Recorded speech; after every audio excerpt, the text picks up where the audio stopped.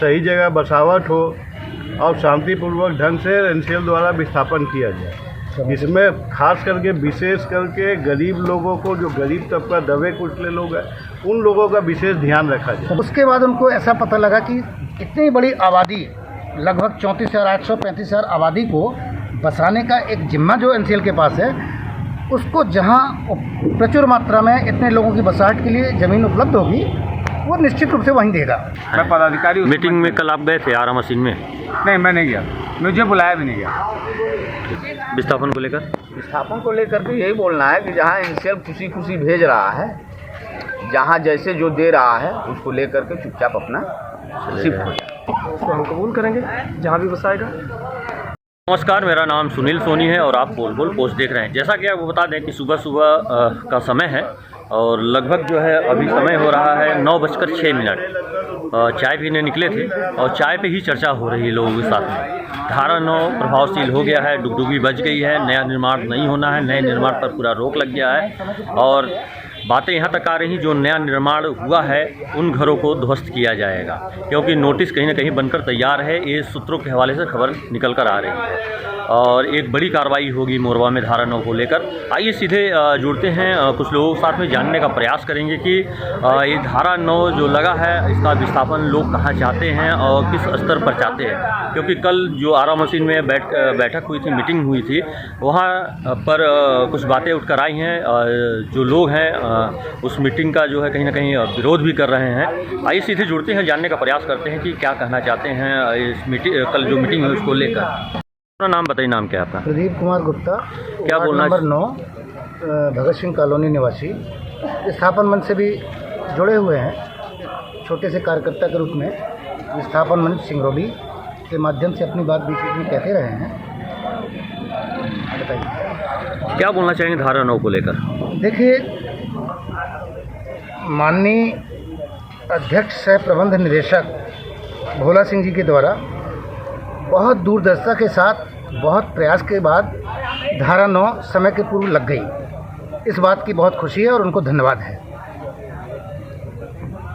अब NCL management भी यहाँ के लोगों के हितों को ध्यान में रखते हुए बहुत सारा सहयोग कर रहा है। देश का इतना सुंदर विस्थापन देने जा रहा है, जिसकी नज़ीर देश के अलग अलग हिस्सों में दी जाती रहेगी, ये एनसीएल का कहना है। और हम लोगों को इस बात की जानकर भी बड़ी प्रसन्नता हुई कि एनसीएल ने यहाँ के विस्थापितों के बारे में ये सोच के रखा है और उस दिशा में कदम बढ़ा रहा है। कहीं ना कहीं ये सवाल उठ रहा है कि आखिर जाएंगे कहाँ, क्योंकि अभी तय तो हुआ नहीं कहाँ जाएंगे। तो इसको लेकर सवाल खड़े हो रहे हैं कि खिरवा जाना है, बैढ़न जाना है, भलगर जाना है। क्या बोलना चाहेंगे उसको लेकर? देखिए, ये तो लोगों की अपनी अपनी सोच है कि किसको क्या सोच रहा है। वास्तव में ये है कि एनसीएल ने जिला प्रशासन के साथ मिलकर बहुत सारी इस बारे में एक्सरसाइज की। उसके बाद उनको ऐसा पता लगा कि इतनी बड़ी आबादी, लगभग 34,835 आबादी को बसाने का एक जिम्मा जो एनसीएल के पास है, उसको जहां प्रचुर मात्रा में इतने लोगों की बसाहट के लिए ज़मीन उपलब्ध होगी, वो निश्चित रूप से वहीं देगा। और अब ये अलग बात सोच है कि कुछ लोगों ने, यहाँ के जो पैसे वाले लोग हैं, जिन्होंने पहले 10 एकड़ 20 एकड़ ज़मीन खरीद के रखी है और इस लालच से कि भाई कल ये बसाहट अगर खिरवा पड़ताली हो जाती है तो यहाँ पर हम लोग प्लाट काट के बेच लेंगे या पैसे उसके बनाएंगे, वो अलग बात है। तो किसी 4-10 लोगों की स्वार्थ को देखते हुए इतने सारे लोगों की कुर्बानी नहीं दी जा सकती है। चूँकि ये विस्थापन जो होने जा रहा है, इसमें छोटे से छोटा, बड़ा से बड़ा, मध्यम वर्ग, सारे लोग समाहित हैं और एनसीएल को और जिला प्रशासन को इन सारे लोगों के हितों को ध्यान में रखते हुए कोई काम करना पड़ेगा। कल जो मीटिंग हुआ आरा मशीन में, उसमें कहीं ना कहीं सवाल उठ रहा है कि ये लोग न्यायालय जाएंगे, तो उसके विषय में क्या बोलेंगे आप? देखिए, न्यायालय जाना किसी बात का कोई हल नहीं है। यहाँ की जनता इतनी सक्षम नहीं है कि हर व्यक्ति न्यायालय जा सकता है। और मुझे तो इसका कोई न्यायालय जाने की मंशा और औचित्य पर सवाल खड़े होते हैं कि हम लोग न्यायालय क्यों जाते हैं जब हमारे साथ अन्याय होता है, जब हमको लगता है कि कहीं ना कहीं हम पीड़ित होने जा रहे हैं। लेकिन अभी तक की एनसीएल के क्रियाकलाप से ऐसा किसी बात को लेके नहीं लगा है कि एनसीएल यहाँ की पब्लिक के साथ अन्याय कर रहा है।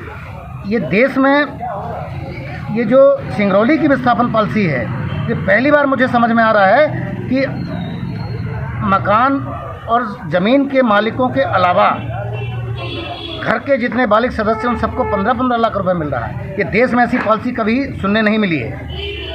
तो ये तो कहीं से नहीं लग रहा है कि एनसीएल सिंगरौली वासियों के लिए या विस्थापितों के साथ कोई अन्याय या अहित कर रहा है।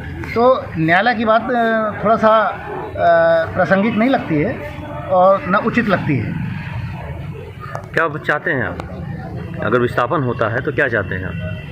जो भी एनसीएल निर्णय लेगा उसको हम कबूल करेंगे, जहाँ भी बसाएगा।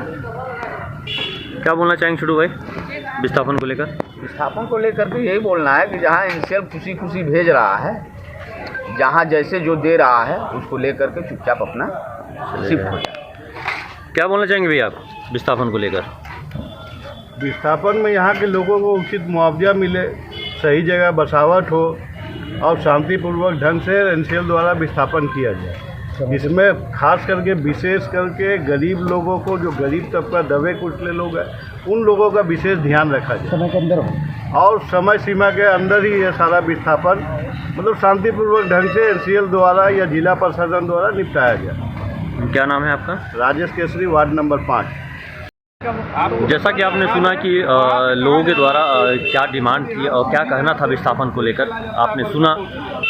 अगर आपको इसमें कुछ बोलना है, कुछ लिखना है, तो नीचे डिस्क्रिप्शन बॉक्स में जाकर आप लिख सकते हैं और अपने सवालों को रख सकते हैं। प्रयास करेंगे कि आपके सवालों को हम न्यूज़ में दिखाएं और लोगों से उस पर चर्चा भी करें फिर से। तो ऐसे ही लेटेस्ट खबरों को देखने के लिए बने रहें पोलफुल पोस्ट के साथ। धन्यवाद। खुल गया Lakshmi offset printers and publishers, Gurudwara road, Morwa, Singrauli, जिला सिंगरौली, मध्य प्रदेश। हमारे यहाँ हर प्रकार की छपाई ऑफसेट मशीन द्वारा किया जाता है। छपाई का काम कुशल कारीगरों द्वारा किया जाता है। लेटर पैड, शादी card, carry bag, pamphlet, poster, I card, book work, magazine, calendar, bill book, sticker आदि काम किए जाते हैं। हमारा कॉन्टैक्ट नंबर है 9479712700 7805818606।